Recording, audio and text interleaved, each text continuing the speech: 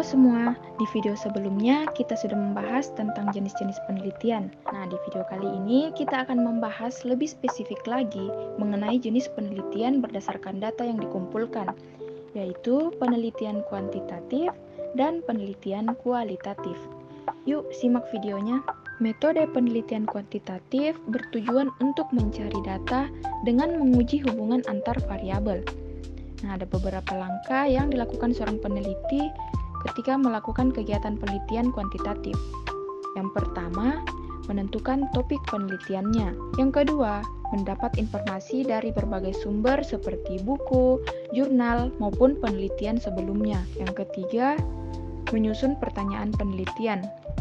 Yang keempat, peneliti memilih atau menentukan metode penelitian yang hendak dipakai dalam penelitiannya. Yang kelima, peneliti mulai melakukan survei dengan cara memberikan angket, kuesioner kepada responden baik secara langsung maupun online. Langkah yang keenam yaitu mengolah dan menganalisis data penelitian. Dan yang terakhir, membuat laporan penelitian. Nah, sedangkan metode penelitian kualitatif itu bertujuan untuk menggali dan memahami konsep-konsep yang berbentuk simbol, makna, dan juga motivasi dari seorang individu sebagai subjek penelitian. Nah, adapun langkah-langkah dalam penelitian kualitatif, yang pertama, seorang peneliti itu harus menentukan topik yang dianggap tertarik untuk diteliti.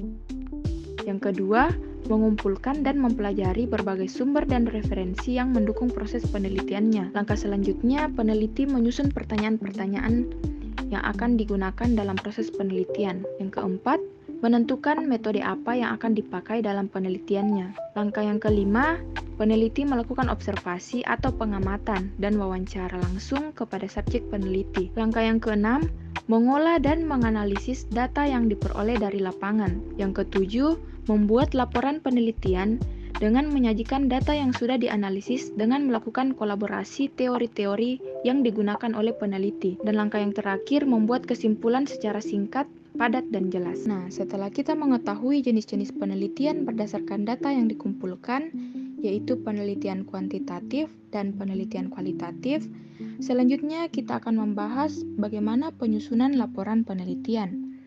Laporan penelitian merupakan suatu dokumen tertulis tentang hasil pelaksanaan suatu penelitian yang dibuat secara jelas, disusun menurut metode penulisan, dan sistematika tertentu menggunakan bahasa yang lugas.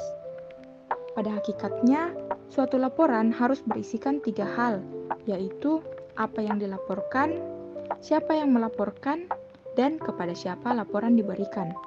3 hal tersebut wajib ditulis pada halaman sampul atau halaman judul penelitian. Selanjutnya, sistematika laporan penelitian secara umum. Yang pertama, cover atau halaman judul. Cover memuat judul penelitian, nama penulis, dan tahun diterbitkan. Yang kedua, daftar isi. Daftar isi memuat bab, subbab, dan keseluruhan halaman suatu laporan. Kemudian ada kata pengantar. Selanjutnya ialah bab 1 pendahuluan. Nah, di mana pada bab 1 ini berisi tentang informasi latar belakang penelitian, rumusan masalah, ruang lingkup tujuan, dan manfaat penelitian serta hipotesis. Kemudian pada bab 2 yaitu tinjauan pustaka, berisikan segala teori yang digunakan dalam penelitian. Kemudian pada bab 3 metodologi penelitian, berisikan cara-cara penelitian yang akan dilakukan seperti teknik analisis, metode pengumpulan data, dan lain sebagainya. Selanjutnya ialah bab 4 hasil dan pembahasan, di mana pada bab ini memuat data yang telah diperoleh yang disajikan dengan jelas, umumnya dalam bentuk tabel, grafik, ataupun gambar, serta menguraikan hasil analisis data yang telah diperoleh. Analisis ini umumnya merupakan pengujian hipotesis, tes statistik, membandingkan data dengan data standar, serta hasil-hasil penelitian sebelumnya. Kemudian, bab 5 ialah penutup, yang berisikan tentang kesimpulan dari penelitian, serta saran yang diberikan oleh si peneliti atau penulis.